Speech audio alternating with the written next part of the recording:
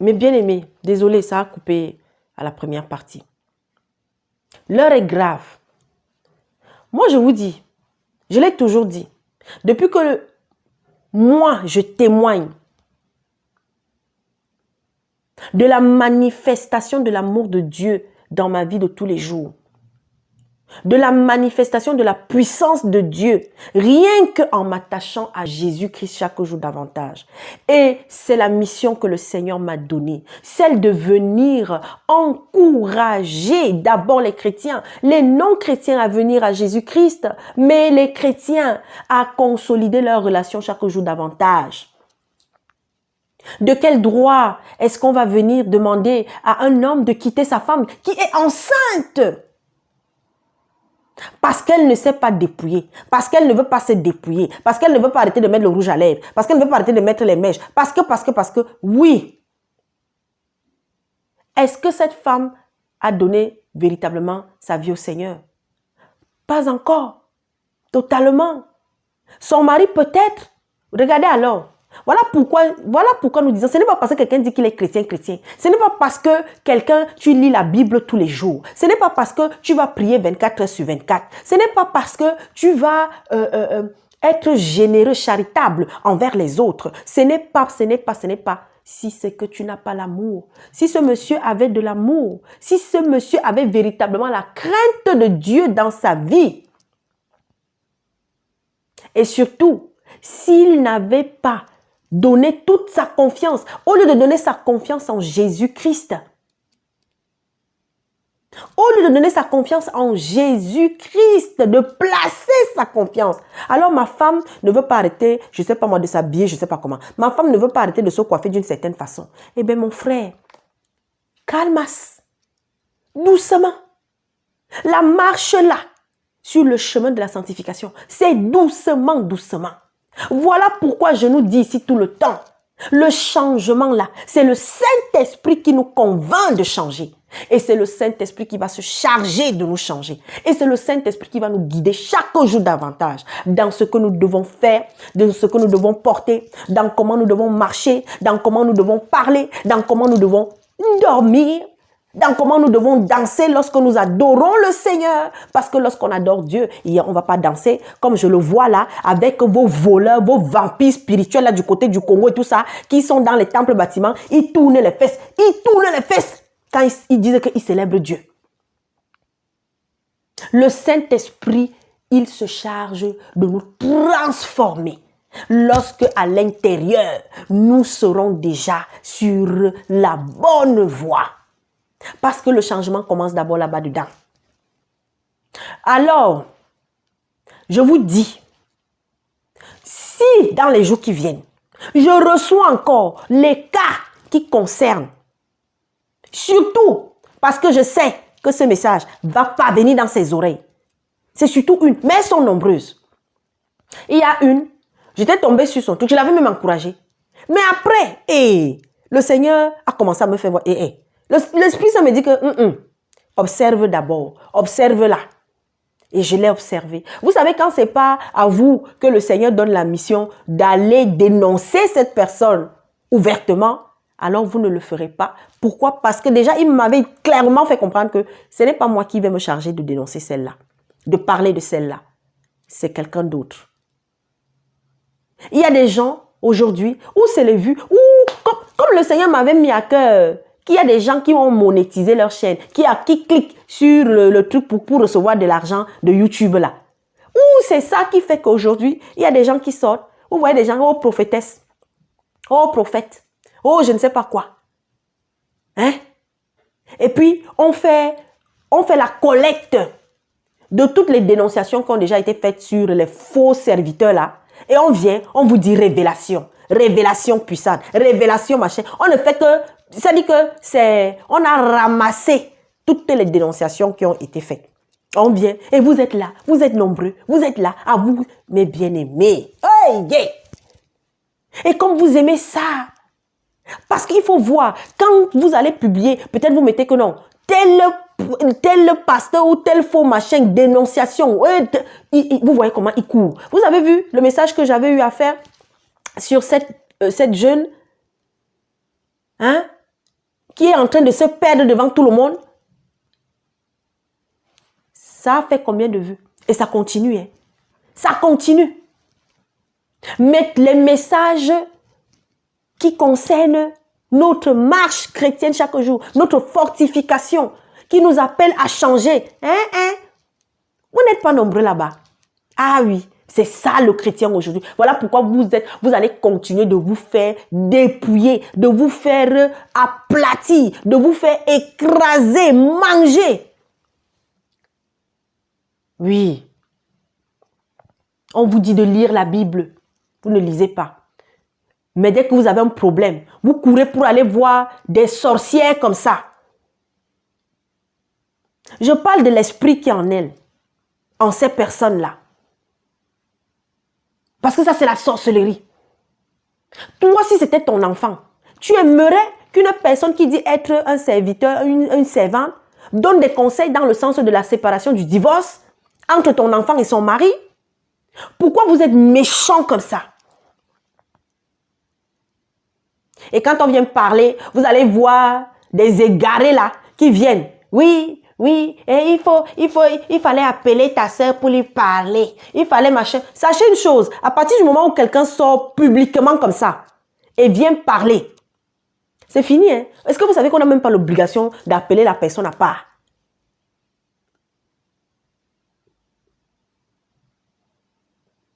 Mais bien aimé,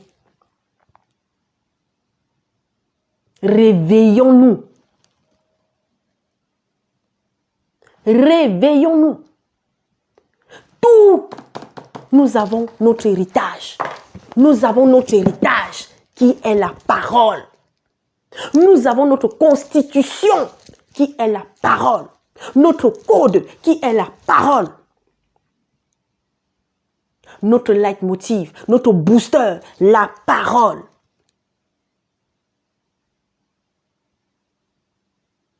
Vous êtes là, daddy, mamie. Mais bien aimé, je suis dans une assemblée de sœurs. Nous toutes, nous nous appelons maman. Pourquoi? C'est affectif. Et comme je le dis, vraiment, pour les Africains, c'est voilà, appelez la voisine, maman telle, appelez la tata, c'est comme ça, c'est affectif.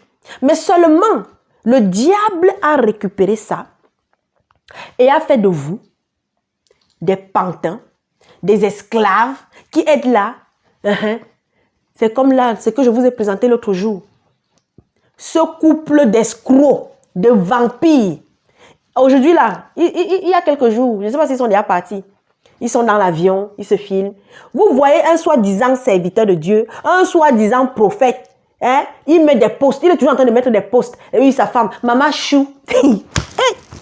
Maman Chou. On a fêté leur anniversaire dans leur temple bâtiment où c'est là-bas au Cameroun. Ils arrivent ici en France. Toujours encore leur anniversaire. On a fêté avec les gâteaux, avec les trucs. Vous les voyez là. Des escrocs. Mon Dieu. Et pourquoi est-ce que vous les fidèles là, on ne fête pas votre anniversaire? Chaque fidèle, tous les mois, on doit fêter l'anniversaire de plusieurs. Parce que dans un mois, il y a plusieurs personnes qui naissent. Mais non. C'est l'homme de Dieu. C'est l'homme de Dieu. On procède à des délivrances. On vous filme. Vous êtes là aussi. Naïf. Je ne sais même pas.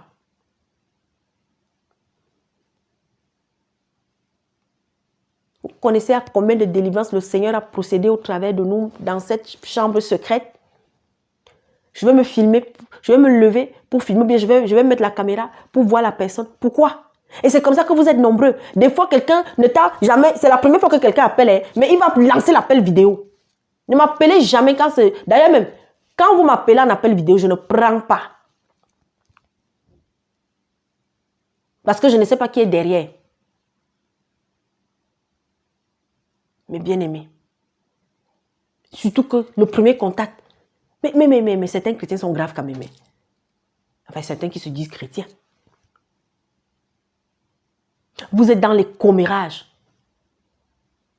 Vous êtes là quand vous appelez la servante, vous appelez un serviteur, vous avez un problème. Pour vous, c'est que c'est d'abord la solution que vous voulez. Et quand maintenant le Seigneur montre un peu un pan de votre vie là qui n'est pas clair, Ma soeur, il faut abandonner ci. Hein? Le Seigneur te montre que non, celle-là, elle sort avec le mari d'autrui.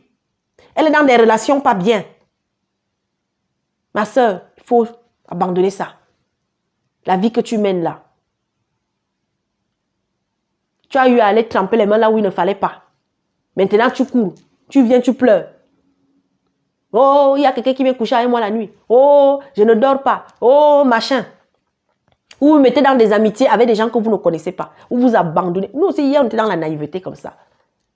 Mais c'est le Saint-Esprit qui, chaque jour, nous ouvre les yeux. Nous ouvre. Je vous dis, je disais encore aux sœurs, je ne sais pas où, le Seigneur est en train de m'amener dans une fermeté que moi-même, je regardais seulement. Tu es ma sœur, je t'aime. J'ai mes bien-aimés là que j'aime. J'ai mes grandes sœurs de cœur que j'aime. Mes petites sœurs de cœur que j'aime. Mes grandes sœurs dans la foi. Mes petites sœurs dans la foi. Mais lorsque tu décales un peu, je prends mon manteau de servante et je te parle. J'ai une de mes grandes sœurs de cœur que j'aime. Mais quand elle dérape un peu, ou elle a exagéré un peu, ah oui, je lui parle. Et quand je vais parler à un moment donné, lorsque, n'est-ce pas, l'esprit me revêt maintenant là, aller de ma position de servante, je lui dis ce que j'ai à lui dire, ce que l'esprit veut que je lui dise. Des fois, ça va être dur. Mais parce qu'elle a l'esprit de Dieu en elle, elle reconnaît que là, ce n'est plus Gladys qui parle. Et qu'est-ce qu'elle va faire? Elle va d'abord se calmer. Ça la touche, mais elle va d'abord se calmer. Mais après, elle-même va reconnaître que oui. Elle va dire merci, non pas à moi, au Seigneur. Mais bien aimés, faisons attention. Faisons attention. Arrêtez de vous livrer corps et âme, même si c'est un véritable serviteur. Je vous dis, je suis, mais mon répertoire, je ne sais même pas, je ne sais même plus combien même. Mais il y a des gens, je ne suis plus en contact avec eux. Tout simplement parce que le travail que le Seigneur voulait opérer dans ta vie au travers de moi, c'est fini. Alors de temps en temps, si tu te souviens de la sœur Gladys, que tu vas l'appeler pour dire bonjour, amen. Si la sœur Gladys aussi, le jour où voilà, elle défile un peu, ah, ça fait longtemps, attends, je vais prendre de ses nouvelles. C'est comme ça. Mais il y en a non. Ils veulent que ce soit tous les jours que vous les appelez, tous les jours. Mais bien aimé, on n'a pas le temps. Parce que le temps là, c'est Dieu, ça appartient à Dieu. Donc il nous donne le peu qu'il peut nous donner de ce temps-là. On n'a pas le temps. Il y a plein de gens qui sont en train de mourir.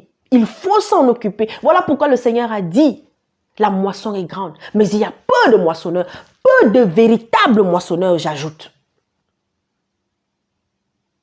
On vous dit, ne donnez plus les dîmes. Non, il y en a, ils sont contents, ils continuent d'aller donner les dîmes. Et c'est toujours les mêmes qui s'enrichissent. Vous voyez ceux-là qui sont avec leurs épouses, leurs vampires qui sont à côté d'eux, hein? Elles sont dans les grandes robes de soirée, les grands trucs, les grandes chaussures, les grands sacs. Et ils sont toujours entre deux avions. Ce sont toujours eux qui voyagent. Hein. Ce sont toujours eux qui partent. Combien dans vos assemblées là, on en voit aussi en France, on en voit en Amérique, on en voit. Pourquoi c'est toujours, soi-disant, l'homme de Dieu et sa femme que vous envoyez? Hein? Quant à vous, qui êtes dans vos boîtes, eh Seigneur Jésus-Christ, vous connaissez que tel prêtre, il passe son temps à coucher avec les femmes à gauche et à droite. Il passe son temps à être même dans les bars. Il va même dans les boîtes de nuit. Mais dimanche, vous vous retrouvez devant lui. Il a bagarré il y a quelque temps là, pour une petite quelque part. Vous avez vu. Mais dimanche, vous venez.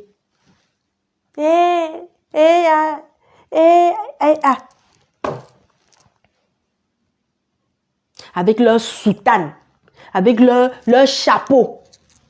Vous connaissez des cardinaux, des évêques qui ont des enfants à gauche et à droite, mais qui viennent vous prêcher autre chose. Vous connaissez vos révérends là, vos gens que vous appelez révérends là, vos anciens, qui sont les présidents de la congrégation de ces gros titres. Il y a ça dans la parole. Le seul titre qu'on retrouve qui est au-dessus, évêque. Et un évêque, c'est le gardien des gardiens. C'est-à-dire que c'est lui qui veille sur l'église, qui doit veiller au bon fonctionnement de l'église. Et il faut qu'il soit irréprochable. Vous savez ce que signifie irréprochable? Ça veut dire que même Dieu même déjà là te dit que toi. Et c'est tous les serviteurs. Ce n'est pas seulement que l'évêque là. Je vous dis que tous ceux qui se lèvent pour dire qu'ils sont pasteurs, et prophètes, apôtres, évangélistes. J'ai encore oublié quoi? Docteur. Si vous saviez comment le Seigneur va être dur avec eux.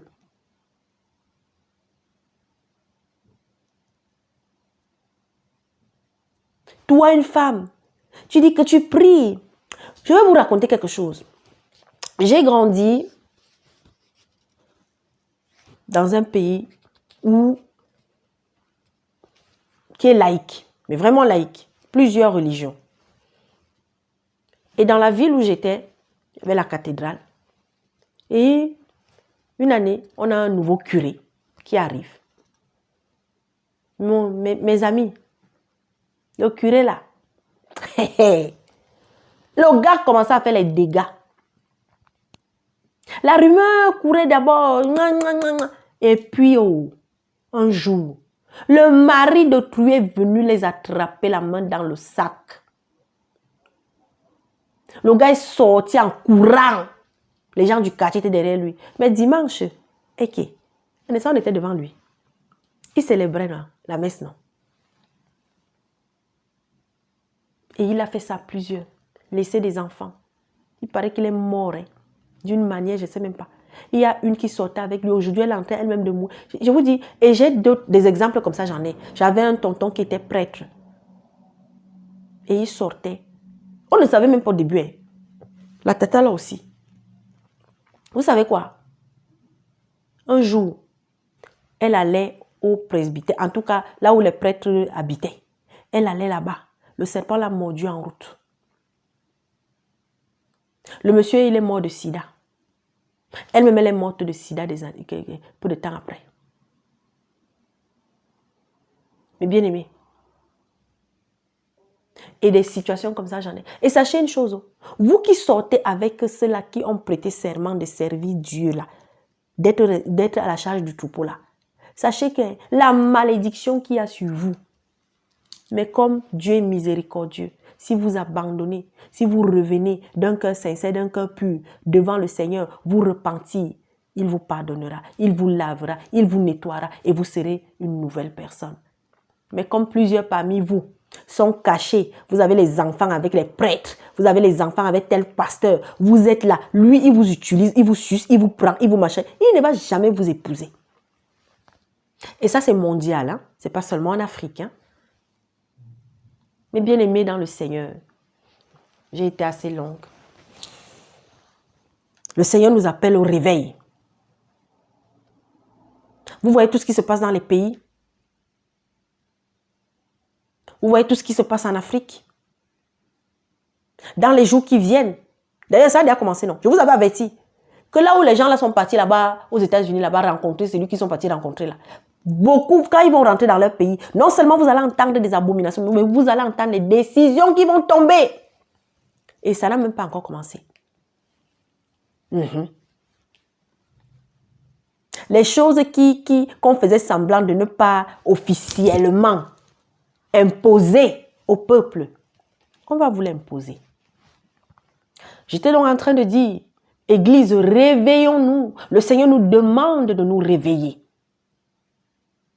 Oui, tu travailles, mais que ton travail ne passe pas avant le Seigneur Jésus-Christ, avant Dieu dans ta vie. Oui, tu es marié, tu as des enfants, tes journées sont pleines, mais maman, mets Dieu au devant. Aie des temps de prière, aie des temps de coupure. Toi qui travailles, c'est pareil. Et peu importe là où vous êtes, le Seigneur attend de vous que vous soyez la lumière et le sel.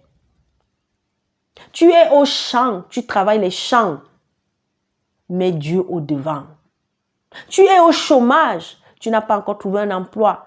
Mets Dieu au devant. Ne sois pas seulement devant le Seigneur rien que pour prier pour le travail.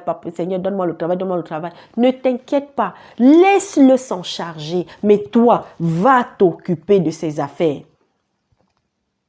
Passe le temps. Va rendre visite. Parce que quand on est au chômage, on a beaucoup plus de temps que les autres. Si tu peux aller rendre visite, peut-être dans le quartier, je ne sais pas moi. Peut-être qu'il y a une veuve. Elle est déjà âgée. Elle n'arrive plus à aller chercher du bois. Si tu peux aller l'aider. Peut-être qu'elle n'arrive plus à cuisiner. Va l'aider. Ou alors, il y a peut-être, je ne sais pas moi, des frères et des sœurs qui persévèrent quelque part. Va les rejoindre parce qu'il y a des activités. Ils font des activités. Et sachons-le, nous les enfants de l'Éternel, chaque jour davantage. Même étant sur place, c'est-à-dire je m'adresse là aux femmes qui sont des femmes au foyer. Même étant sur place, tu peux servir le Seigneur.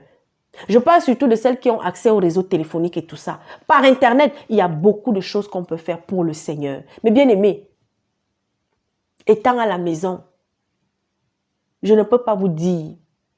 Mes journées sont... Mais ces jours-ci, même papa me laisse un peu.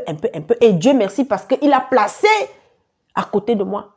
Je bénis le Seigneur tous les jours. Des sœurs qui chaque jour prennent le devant pour m'accompagner, pour m'épauler dans cette œuvre. Et que je respire un peu. Je vous dis, mais la semaine dernière, toute la semaine était chargée de lundi à vendredi. Parce que chacune a pris un jour. Cette semaine, pareil. Et ça fait du bien. Il faut déléguer. Il y a des choses que non. Ce n'est pas parce que le Seigneur vous a appelé à tenir une œuvre que ça veut dire que c'est vous qui devez être partout. Non. Et donc, pour aider, on n'a pas besoin d'avoir des milliards, mes bien-aimés. Si vous êtes dans une assemblée de frères et de sœurs, même si vous n'êtes que 2, vous êtes 3, 4, 5, 6, mes bien-aimés, il y a des choses que vous pouvez faire pour aider d'autres qui souffrent même plus que vous. Mettez en place des actions pour aider. Allez soulager une personne qui est en souffrance. Soulager une personne qui a perdu son mari et qui n'a pas d'emploi et qui peut-être veut faire une activité. Comment l'aider? Mais bien aimé, je ne peux pas venir tout étaler. Aujourd'hui, le Seigneur a permis. L'année dernière, on a commencé une action, on ne savait même pas où ça devait aller. On ne savait même pas que l'argent même ça va sortir d'où. Mais c'est pas... Vous savez, quand le Seigneur, ça vient de lui. Quand c'est lui qui vous donne une idée, quand c'est lui qui vous donne une mission, il va vous donner les moyens de la mission. Et je bénis le Seigneur pour ces quelques vies qui ont été peut-être changées à cause de l'action que le Seigneur a permis qu'on pose. On n'est pas riche. Une bien-aimée s'inquiétait. Ah, mes soeurs, moi je vois le nombre que vous êtes là et j'entends ce que vous devez sortir pour aider tel, pour machin. Mais vous, il ne va plus rien rester dans la caisse. Et je lui ai répondu parce que c'est la réponse que l'Esprit Saint m'a donnée. Rien ne doit rester. Même quand quelque chose reste là, ce n'est pas bon. Tout doit partir. Parce que c'est lui qui remplit. Mais bien aimés, arrêtons de nous plaindre. Nous nous plaignons beaucoup. Alors que le Seigneur nous fortifie. Que le Seigneur nous aide. Réveillez-vous. Je viendrai nous donner un message sur l'organisation d'une intercession. Comment intercéder? Quel est notre rôle, nous, sentinelles? Où est-ce que, jusqu'où on doit aller, jusqu'où on ne doit pas aller? Où est notre limite? Parce qu'on a une limite dans la vie des gens.